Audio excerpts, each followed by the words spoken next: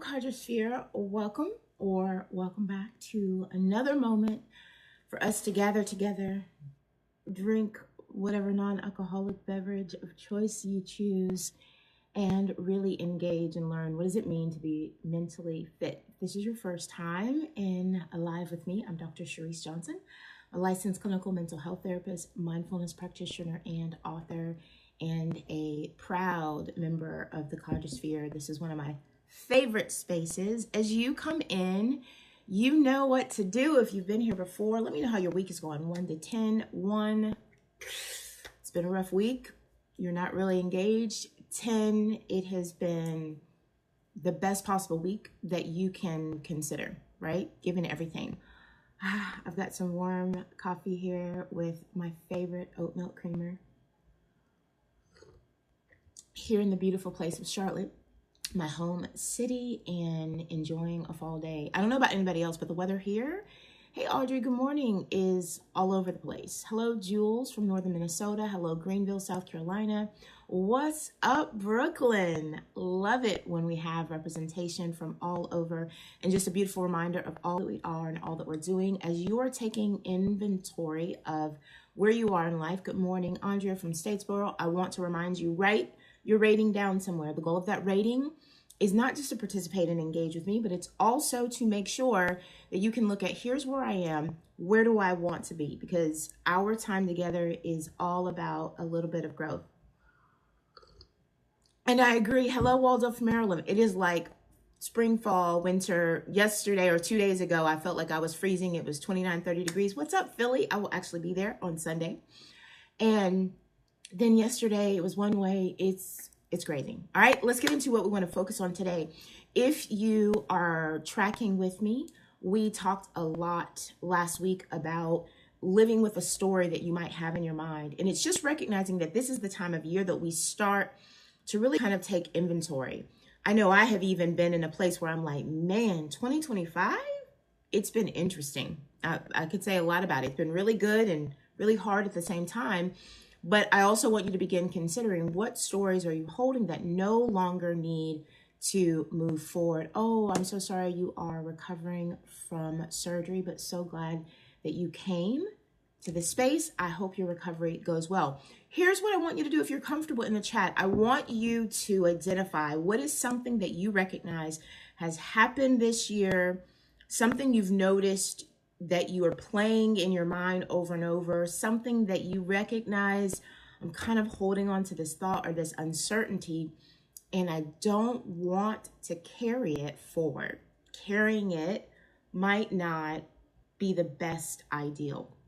And I'll even try to think about this for myself. The first thing that comes to mind for me is just reminding myself that it won't always be this way. And I'm typically pretty good at having that kind of mindset and having a very hopeful mentality. But sometimes you can be in a season where it's difficult, right? Where things continue to happen, or you're in a situation that feels very enduring. Anybody been in a situation this year that feels very enduring? And there can be parts of you that wonders, is it always going to be this way? And so that is a story, and that is a narrative that when I notice it coming up, I'm really working to go, nothing is always one way, right? Even if it feels like it's not moving at the pace we would like it to move, nothing stays the way it is forever unless we absolutely reinforce it by our actions, right? And so I really want you to consider, you don't have to share it with me, but if you want to, what's a current situation, a mindset, a fear, something that you recognize, I don't want to carry this into my next season. And sometimes there are small things, right? Geared towards our ability, geared towards what other people believe about us. Oh, that's a good one. Leaving an old job after 20 years and watching The Office struggle, which says, Jules, you were wonderful and phenomenal, and they didn't do maybe the best job they could have preparing for your departure, but also giving yourself permission to move forward. And that actually hits on what I'm going to talk about next week, but I won't get ahead of myself. All right. So let's talk about rewriting your story, rewiring the self, and micro reset for your next season, right? How do you navigate when you're trying to get through and really work to believe something different? Here's first why it matters. I talk about this a lot, but I won't ever stop. Every thought that you repeat, every belief that you rehearse creates a neural pathway. And some of those pathways are very helpful. We have thoughts about ourselves that help us endure, help us do things that are amazing, but some are painful and some are just outdated. Some are things that absolutely need to be released, like doubt, right? Like uncertainty. They are natural, right? And yes, the lack of direction in your career goals, leave it behind and trust that it's going to come. You can evolve in whatever areas that are ahead of you. So here's what a micro reset does. It helps you interrupt the story that your brain has been looping, the part of you that continues to repeat situations or rehearse situations. It helps lower the emotional charge around it. That's a big one. When we're doing a micro reset consistently, it helps us look at that situation, that mindset, that person, that concern, and go, I need to lower the way that this spikes my emotions, because that makes it more intense and it creates this dynamic where we want to hold on to it longer than we need to. It also helps us to shift, here's another one, from self-protection to self-leadership. Here is how this all connects. When you're holding on to doubt, uncertainty, fear, overwhelm, whatever the case may be, and you're holding on tight, it creates a loop, it creates a neural pathway, and we tend to reinforce that neural pathway because you become what you believe. Well, when we interrupt that with a micro reset, instead of us then leaning into self-protective behaviors, did you actually know negative self-talk is a self-protective behavior? We think we're bracing ourselves for what's next. Guilt is a self-protective behavior. So when you micro reset, you're kind of cutting off that loop and you're moving into self-leadership, which means you are deciding for yourself, what can I do? I cannot be responsible for that situation. That situation is not my full responsibility. I cannot be responsible for the actions of that other person. I am only responsible for myself. So how do I lead myself in a way that isn't coming from a place of defense, which is difficult? All right. Here's what a micro reset looks like. First, you have to identify the story. Many of you just did that. Take a breath with me. In through the nose and out through the mouth. I asked this question last week, and I want to ask you again. What is one story from this year that no longer deserves a front row seat in my mind? Examples might sound like, I always mess up my routine. No one really shows up for me. I'll never get back to who I was before. Will we ever be the same? Every time I try, I fail.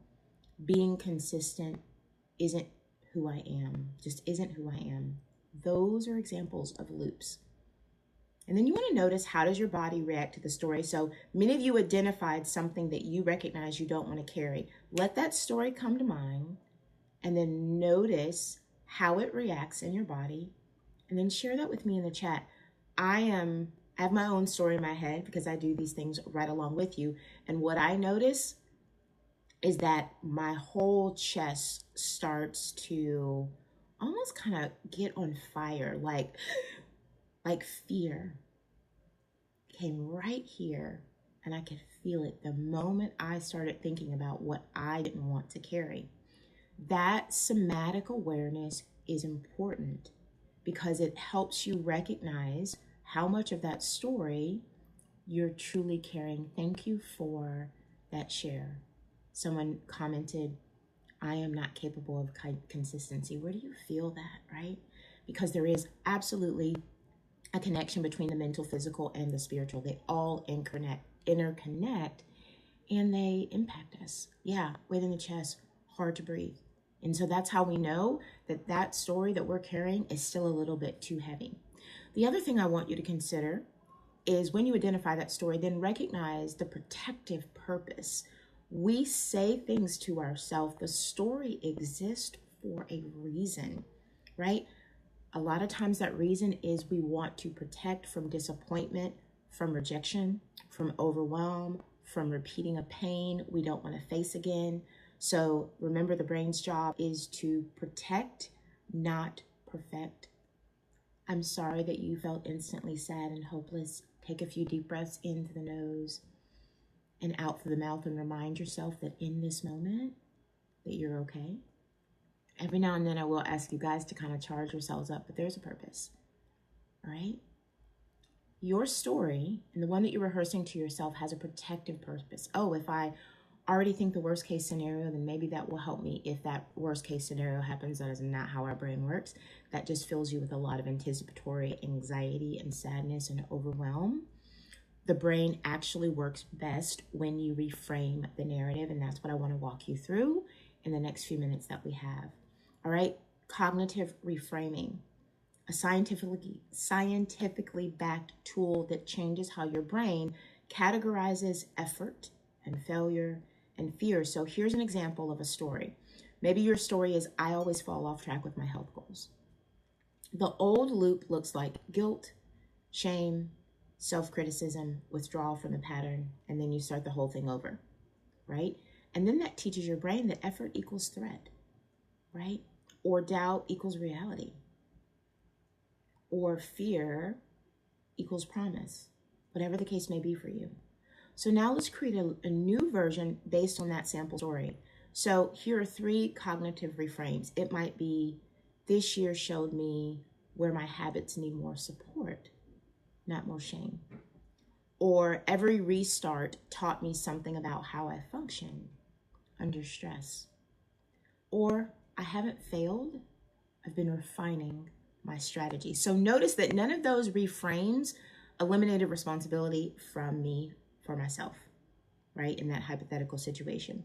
But they did allow space for data to look at what I'm noticing about myself and using it through the lens of curiosity and openness. Oh, here's what I'm learning about how I operate through doubt and through guilt and through fear and through overwhelm and through uncertainty and through lack of clarity. Oh, this is what I've learned about myself. Oh, this is what I've learned that helps. Oh, here's what I might need so I can be more consistent, so I can have less doubt, right?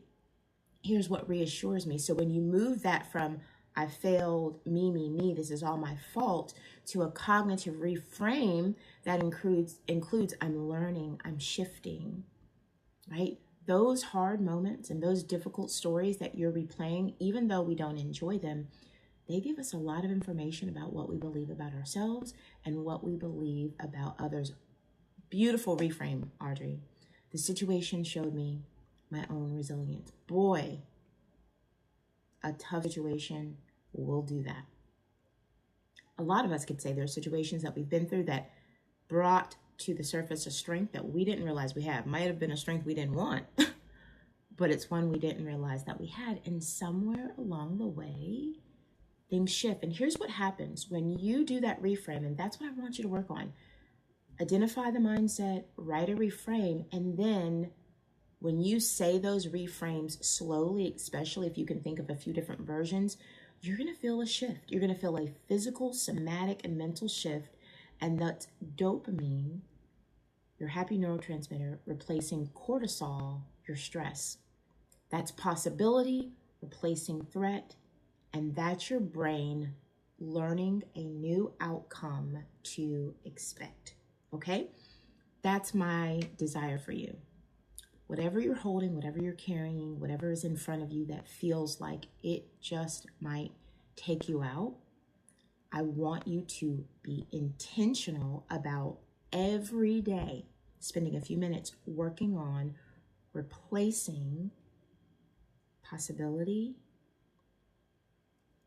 and threat, right? We want the threat to simmer down and possibility and hope to rise, all right?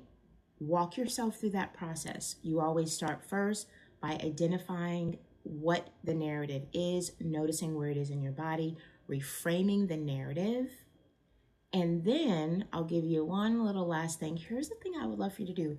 Write it down, record a voice note, right? And then whisper it like a declaration. I'm going to use the one that Audrey gave me. The situation showed me my own resilience. There's something about the power of a whisper that doesn't make us feel overwhelming. I love the other one that you have, MD Starks. I never stop hoping that I will get it right, right? That just says, I'm not done. Don't count me out. And rehearsing it in your voice allows you something to play when you feel your mind ruminating and on loop. And that is a very powerful, powerful tool. I could go on and on about this topic forever, but I'm also working to make sure that I do not keep these lives longer than 10, 15 minutes. I'm so glad that you came. Thank you for your honesty, your openness, for sharing. Stay tuned. Got some exciting things coming up here in Cadre. And most of all, cheers. I hope you have a wonderful day. We'll talk soon.